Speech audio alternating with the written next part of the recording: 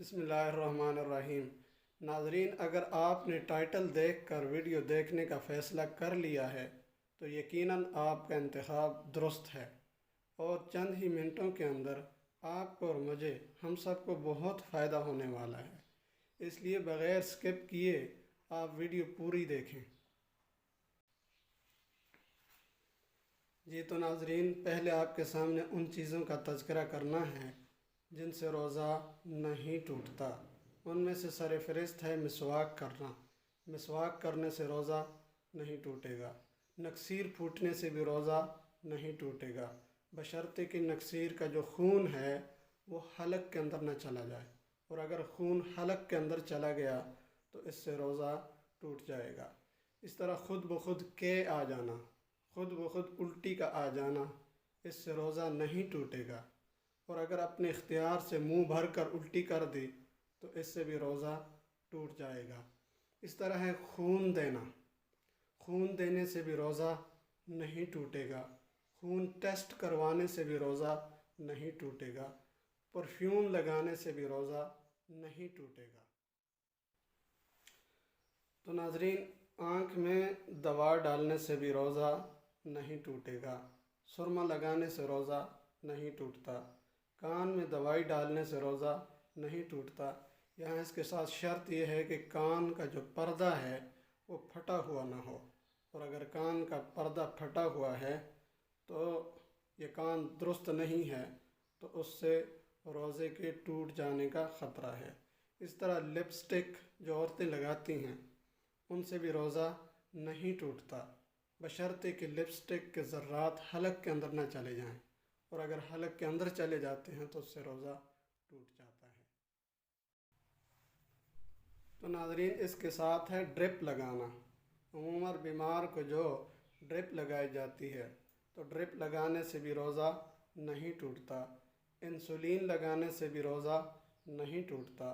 بال کاٹنے یا ناخن تراشنے سے بھی روزہ نہیں ٹوٹتا۔ جسم یا سر پر کسی جگہ تیل کی مالش کرنا، اس سے بھی روزہ نہیں ٹوٹے گا، اور احتلام ہو جانے سے بھی روزہ نہیں ٹوٹتا۔ نہانے سے بھی روزہ نہیں ٹوٹتا۔ تو ناظرین، یہ وہ چیزیں تھیں جن کو مختصر انداز میں آپ کے سامنے بیان کیا گیا کہ جن سے روزہ نہیں ٹوٹتا۔ اب وہ چیزیں سماعت فرما لیں جن سے روزہ ٹوٹ جاتا ہے۔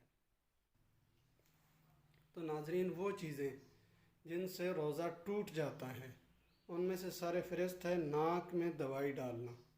ناک کے ذریعے سے کوئی دوائی ڈالی جاتی ہے تو اس سے روزہ ٹوٹ جاتا ہے۔ اس طرح سگریٹ نوشی، تمباکو نوشی یا حقہ پینے سے بھی روزہ ٹوٹ جاتا ہے۔ انہیلر کے استعمال سے بھی روزہ ٹوٹ جاتا ہے، یعنی جو دوائی ناک کے ذریعے سے ایسے سونگ کے اوپر چڑھائی جاتی ہے، یا کوئی بھی ایسی خوشبو ہے جس کو ایسے انسان کھینچتا ہے اوپر کی طرف، تو اس سے روزہ ٹوٹ جاتا ہے۔ اس طرح ماہواری کے آ جانے سے بھی روزہ ٹوٹ جاتا ہے۔ تو یہ وہ چیزیں ہیں جن سے روزہ ٹوٹ جاتا ہے۔ ناظرین، آپ کے سامنے یہ ساری چیزیں نہیں بیان کی گئی کہ جن سے روزہ ٹوٹتا ہے یا جن سے نہیں ٹوٹتا۔ بہت ساری ایسی چیزیں اور بھی ہیں ٹوٹنے اور نہ ٹوٹنے والی، وہ پوچھنے پر بتلائی جا سکتی ہیں۔ چونکہ ایک طویل فہرست تھی، ان میں سے چند چیزیں میں نے آپ کے سامنے رکھی ہیں۔ امید ہے کہ اس سے انشاءاللہ بہت فائدہ ہوگا۔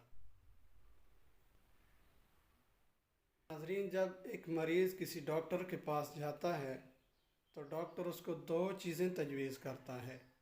ایک یہ کہ یہ جو نسخہ میں بنا کے دے رہا ہوں یہ دوائی آپ نے استعمال کرنی ہے، اور ایک یہ کہ چند چیزیں اس کو گن کے بتلاتا ہے اور لکھ کے دیتا ہے کہ یہ چیزیں تم نے نہیں کھانی۔ اب اگر مریض اس کے دی ہوئی دوائی کو تو کھائے لیکن جن چیزوں سے منع کیا ہے ان سے نہ رکے تو یقیناً اس کے لیے جو دوائی ہے وہ کارگر ثابت نہیں ہوگی۔ تو ضروری ہے کہ ڈاکٹر کے نسخے کو مکمل استعمال کے لیے جن چیزوں سے روکا ہے ان سے رکے، اور جن چیزوں کے کھانے کا حکم دیا ہے وہ کھائے۔ یقیناً پورے نسخے پہ وہ عمل کرے گا تو اس کے لیے کارگر ثابت ہوگا۔ ناظرین، یہی حال ہے روزے کا بھی، کہ روزے کے اندر بھی کچھ کام ہم نے کرنے ہیں اور کچھ کاموں سے ہم نے رکنا ہے، اور وہ کام جن سے ہم نے رکنا ہے قرآن و حدیث سے ہمیں ملتے ہیں کہ وہ سارے ہیں گناہ کے کام، کہ اگر روزے کی حالت میں ہم گناہ کریں گے، گناہوں سے باز نہیں رہیں گے، تو یقیناً ہمیں روزے کا وہ فائدہ حاصل نہیں ہوگا جو حاصل ہو جانا چاہیے۔ مثال کے طور پہ آپ صلی اللہ علیہ وسلم نے ارشاد فرمایا، من لم یدع قول الزور والعمل به فلیس للہ حاجۃ فی ان یدع طعامہ وشرابہ، کہ آپ صلی اللہ علیہ وسلم نے ارشاد فرمایا کہ جو شخص روزہ رکھ کر بھی جھوٹ بولنے اور اس پر عمل سے باز نہیں آتا، تو اللہ تعالیٰ کو اس کے بھوکا اور پیاسا رہنے کی کوئی ضرورت نہیں۔ یعنی جو وہ بھوکا اور پیاسا رہتا ہے، اللہ تعالیٰ کے ہاں اس کی کوئی قدر و منزلت نہیں، جبکہ وہ روزے کی حالت میں جھوٹ بولتا ہے۔ اسی طرح سارے گناہ ہیں، غیبت کرنا، چغلی لگانا اور بہت سارے گناہ، یعنی ایک طویل لسٹ، سارے آپ گناہ سمجھ لیں کہ روزے کی حالت میں انسان گناہوں سے باز نہیں آتا تو اس کا فریضہ تو ادا ہو جائے گا، لیکن اس پہ جو اجر و ثواب اس کو ملنا ہے اس سے وہ محروم رہے گا۔ تو ضروری ہے کہ روزے کی حالت میں حتی الوسع بلکہ مکمل طور پہ انسان گناہوں سے بچے، تب وہ پورے روزے کا اجر پورا پا سکتا ہے۔ تو ناظرین، روزہ رکھ کر بھی گناہوں کے اندر مصروف رہنا یہ ایسا ہی ہے جیسے ایک مریض دوائی تو کھائے لیکن پرہیز نہ کرے۔ تو یقیناً جیسے مریض کے لیے دوائی کارگر ثابت نہیں ہوتی، اسی طرح ایک مسلمان گناہوں کے ساتھ ساتھ روزہ رکھتا ہے تو وہ روزے کے پورے اجر کو نہیں پا سکتا۔ تو اس لیے ضروری ہے کہ انسان روزے کی حالت میں گناہوں سے بچے۔